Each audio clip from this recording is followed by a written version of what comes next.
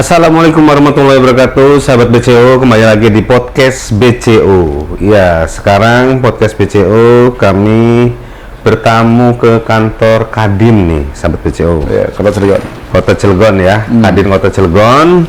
Dan sekarang sudah bersama saya ini, sahabat BCO, itu Kang Mulyadi Sanusi yang biasa dipanggil oleh kita ini Cak Mul nih. Ya. Selamat sore nih, Cak Mul. Selamat sore, Kang Ruli. Iya. Gimana kabarnya nih, Kang? Kabarnya lagi ngeri-ngeri sedap. Ngeri sedap. Iya. Tapi masih puasa ya? Masih puasa. Iya, kebetulan kita sedang berpuasa ya bagi umat Muslim. Jadi selamat berpuasa juga buat sahabat BCO yang melaksanakan. Nah, sekarang kita sedang bertamu di Kadin. Tentunya kita akan coba membahas dan mengulik soal Kadin Kota Cilegon nih, sahabat BCO. Jadi kita coba ke Cak Mul nih, bagaimana nih kabar Kadin hari ini gitu, Cak Mul? Ya, terima kasih Kang Ruli atas pertanyaannya. Jadi sebelum saya menjawab kepada Kang Ruli sebagai CEO BCO apa ya? Bukan.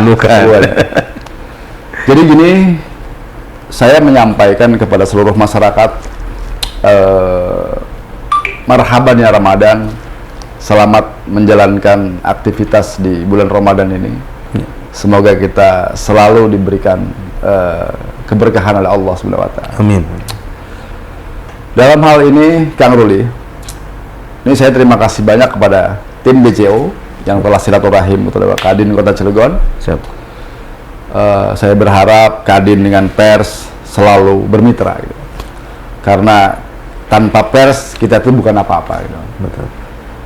Jadi Kadin ini di Cilegon ini dinamikanya sangat tinggi, ya, semenjak Mukota, waktu kepemimpinan Abah Salim. Abah Salim berjuang bagaimana caranya agar investor ini bermitra dengan Kadin. Dengan perjuangan itu, waktu itu di Cengda ya, di Cengda Abah Salim memperjuangkan bagaimana caranya agar anggota itu mendapatkan kerjasama di Cengda. Tetapi dengan hal itu, waktu itu ada musibah yang sehingga dianggap melanggar proses hukum. Kita serahkan kepada hukum, ya kan? Kami anggota tetap bagaimana caranya agar programnya dijalankan oleh seluruh pengurus, gitu. Dan ketika pengurus menjalankan program ini, melanjutkan itu, seluruh WKU Kadin Kota Cilegon di situ punya ide dan gagasan untuk bagaimana caranya, ya kan, ada agenda penting yang dilakukan oleh pemerintah, yaitu pelabuhan Wanasari. Ketika itu mandek, ya kan, dan Kadin Kota Cilegon berusaha menjadi fasilitator, gitu. Menjadi fasilitator antara pemerintah dengan Krakatau terkait masalah akses jalan.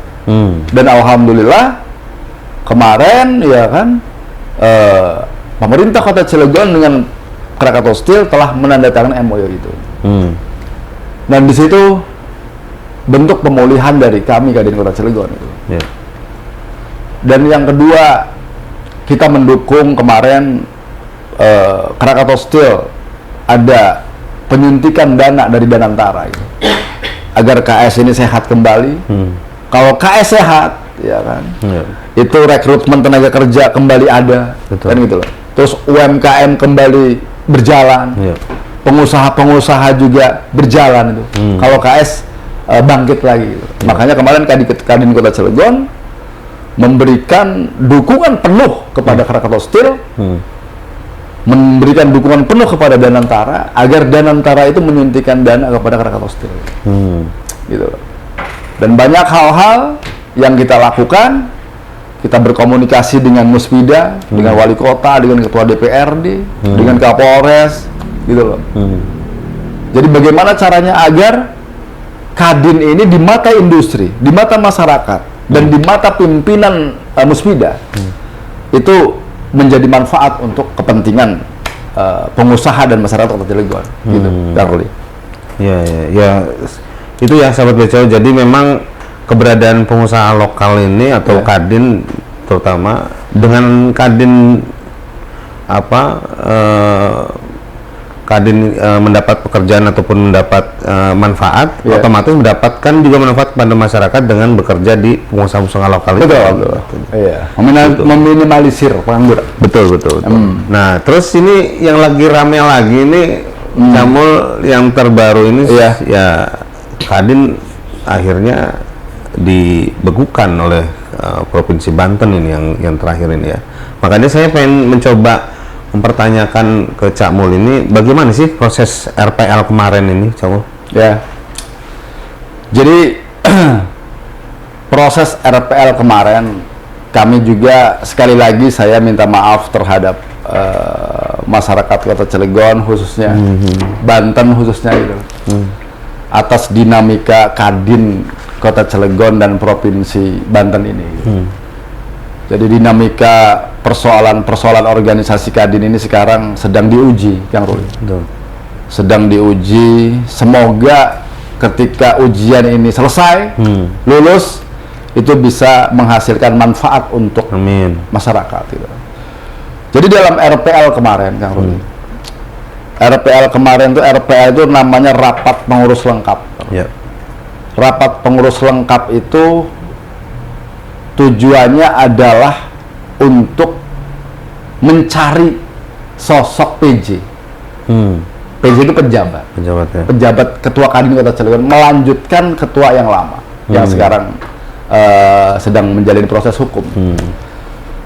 Jadi RPL itu tujuannya adalah mencari pejabat atau PJ untuk melanjutkan estafeta kepemimpinan Kadin sampai 2030. Gitu.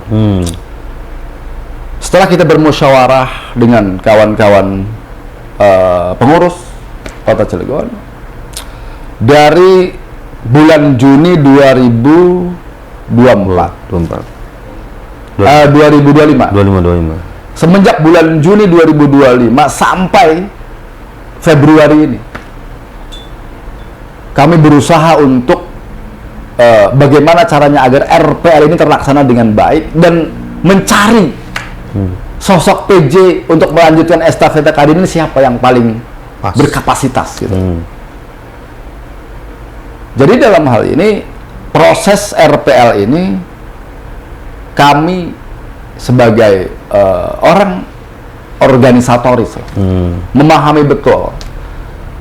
Kami minta kepada teman-teman bahwa coba dilihat, dibaca secara regulasi, secara ADART, secara peraturan organisasi, secara keputusan presiden tentang Kadin.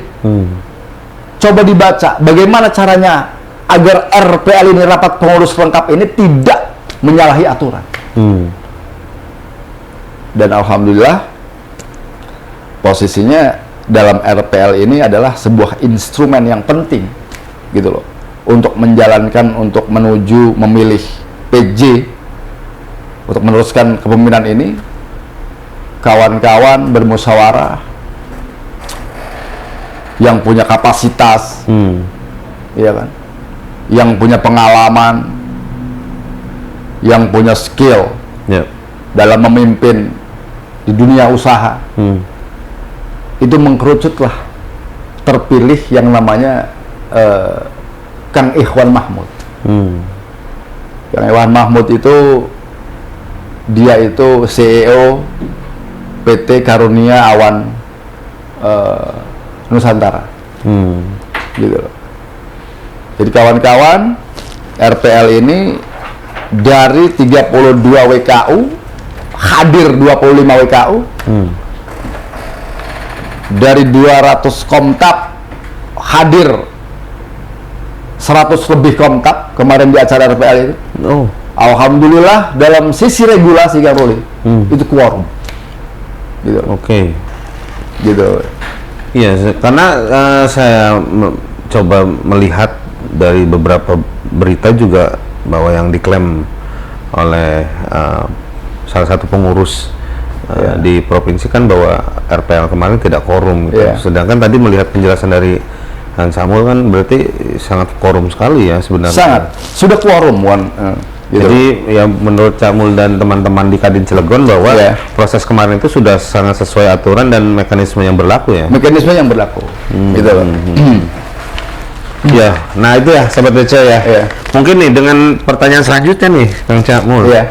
Dari sisi internal pengurus sendiri gimana nih Kadin Kota Cilegon nih? Apakah mendukung pelaksanaan RPL secara internalnya dulu? Ya, memang alhamdulillah kalau bicara masalah internal Kadin Kota Cilegon, pengurusnya, ya kan, sebagian besar gitu loh, sebagian besar mendukung dan mensukseskan acara RPL ini, gitu loh. Ya, kalau kita sudah berbicara quorum, berarti sebagian besar sudah menyetujui dan memberikan sumbang pemikirannya untuk bagaimana caranya agar RPL ini berjalan gitu. Gitu loh. Jadi gitu. Nah, terus banyak juga yang ditanyakan oleh masyarakat nih bahwa Kadin Cilegon ini masih solid nggak nih gitu internalnya nih Cak Mul. Mungkin bisa digambarkan oleh Cak Mul gimana sih kondisi internal Kadin Cilegon sendiri nih? Mungkin. Jadi kalau bicara solid atau tidak, saya punya keyakinan yang Ruli terhadap PJ yang terpilih itu, terhadap Kang Ikhwan Mahmud ini. Kang Ikhwan Mahmud ini punya karakteristik dia itu pemersatu. Punya karakteristik Kang Ikhwan ini sebagai orang yang bisa mempersatukan A, B, C. Dia bisa mempersatukan itu yang sehingga saya meyakini ketika dipimpin oleh Kang Ikhwan Mahmud, Kadin Kota Cilegon ini akan semakin maju gitu. Gitu loh. Jadi dia kelebihannya adalah bisa mempersatukan ketika ada pengurus yang beda pendapat. Gitu. Jadi itu saya melihatnya kalau berbicara masalah solid, insya Allah solid, dan ketua yang baru ini ya dia punya karakteristik bisa mempersatukan satu dengan yang lain. Gitu Pak. Ya, nah terus 2030 ini kan masih lumayan 4 tahun lagi. 4 tahun lagi nih. Nah mungkin ada apa yang akan dilakukan Kadin nih selama periode yang masih berjalan ini? Mungkin selain memang mencoba untuk yang mendapatkan kembali ini dari Kadin Banten ya tentunya ya. Gimana itu Cak? Jadi PJ ini Kang Ikhwan Mahmud selama 4 tahun itu artinya sudah berbicara kepada pengurus. Yang pertama, Kang Ikhwan mengajak bagaimana caranya agar dunia usaha di Kota Cilegon ini kondusif. Itu satu. Yang kedua, bagaimana caranya agar menciptakan pengusaha-pengusaha yang handal. Pengusaha-pengusaha yang handal itu Kang Ruli, ketika misalnya Kang Ruli menjadi pengusaha sukses gitu loh, dan menyerap tenaga kerja, yang pertama mengurangi pengangguran. Betul. Gitu loh. Jadi ketika Kang Ikhwan Mahmud punya cita-cita besar untuk memajukan pengusaha-pengusaha handal di Kota Cilegon, itu insya Allah bisa bermanfaat juga untuk masyarakat. Amin. Yang kedua, Kang Ikhwan ini akan merangkul seluruh stakeholder, gitu loh. Akan bermitra dengan seluruh stakeholder, baik pemerintah Kota Cilegon dan seluruh industri. Jadi Kang Ikhwan ini bercita-cita ingin memulihkan kondisi Kadin Kota Cilegon dan ingin memulihkan dunia usaha di Kota Cilegon ini, gitu. Yang ketiga, posisinya Kang Ikhwan itu punya cita-cita besar untuk mempunyai Menara Kadin. Menara Kadin. Oh, luar gitu. biasa. Menara Kadin itu di situ tempat berkumpul para pengusaha, baik anggota ataupun mitra, gitu loh. Jadi visioner, terus dia itu posisinya sangat mempunyai gagasan yang tinggi dalam kemajuan perekonomian Kota Cilegon ini, gitu loh. Oke, luar biasa sekali ya, sahabat BCO. Nah, terus mungkin apa nih yang akan ditempuh Kadin Cilegon terhadap pengurusan yang kemarin dibekukan ya? Oke. Jadi yang akan ditempuh adalah yang pertama, mohon maaf ya kepada Ketua Umum Kadin Provinsi, salam sehat, salam bahagia. Semoga Pak Ketua Umum Provinsi Banten selalu dimudahkan urusannya oleh Allah Subhanahu wa taala. Amin. Insyaallah Pak Ketua Umum, kami secepatnya akan silaturahim kepada Kadin Provinsi Banten untuk mengklarifikasi, untuk meminta klarifikasinya dengan persoalan-persoalan atau dinamika-dinamika yang ada ini. Gitu, jadi tetap kita akan upayakan Kadin Kota Cilegon bagaimana caranya agar dinamika ini dihentikan. Gitu loh. Karena kita sudah harus mulai menata hari esok, menata program-program Kadin, menata bagaimana caranya agar industri dengan pengusaha bersatu, menata bagaimana caranya agar industri dan Kadin dan pemerintah bersatu, bagaimana caranya agar menata gitu loh. Kadin Kota Cilegon menyiapkan pengusaha-pengusaha handal untuk bagaimana caranya meminimalisir pengangguran, gitu loh. Jadi kita sudah harus mulai menata gitu. Menata agar artinya kita tidak dicibir oleh masyarakat. Gitu loh. Agar kita menjadi manfaat untuk masyarakat. Jadi semoga dinamika ini segera dihentikan. Gitu. Mungkin itu Ruri. Ya, itulah sahabat BCO ya. Mungkin closing statement ataupun harapan untuk seluruh pengurus Kadin Kota Cilegon nih ke depannya seperti apa Kadin Cilegon gitu. Ya. Jadi dalam closing statement ini Kadin Kota Cilegon yang pertama mohon maaf sebesar-besarnya kepada seluruh masyarakat. Mungkin Kadin Kota Cilegon belum maksimal memberikan yang terbaik kepada masyarakat Kota Cilegon ataupun pengusaha Kota Cilegon. Yang kedua, Kadin Kota Cilegon ini punya visi besar, punya misi besar, bahwa di Cilegon ini ada ratusan investor. Ada ratusan investor, bagaimana caranya agar ratusan investor ini bisa bermitra dengan Kadin Kota Cilegon, dengan pemerintah Kota Cilegon, yang sehingga bermuara kepada hak dasar rakyat, gitu loh. Yang ketiga adalah upaya Kadin Kota Cilegon ini mengharapkan kepada orang-orang yang ingin duduk di Kadin Kota Cilegon, ya kita sama-sama menjaga kondusivitas Kota Cilegon. Jadi dalam hal ini insya Allah Kang Ruli, kepada tim BCO sambung doanya. Kadin Kota Cilegon akan tetap ya kan memberikan yang terbaik kepada pengusaha dan masyarakat Kota Cilegon. Mungkin itu, Oke. Ya itu sahabat BCO ya. Podcast kita kali ini dengan Kadin Kota Cilegon yang tadi sudah disampaikan bahwa Kadin Cilegon terus berusaha untuk selalu bermanfaat untuk Kota Cilegon, terutama masyarakat Kota Cilegon, dan kita doakan bersama semoga apa yang dicita-citakan oleh Kadin Kota Cilegon tercapai semua. Dan saya Ruli BCO pamit. Assalamualaikum warahmatullahi wabarakatuh. Waalaikumsalam warahmatullahi wabarakatuh.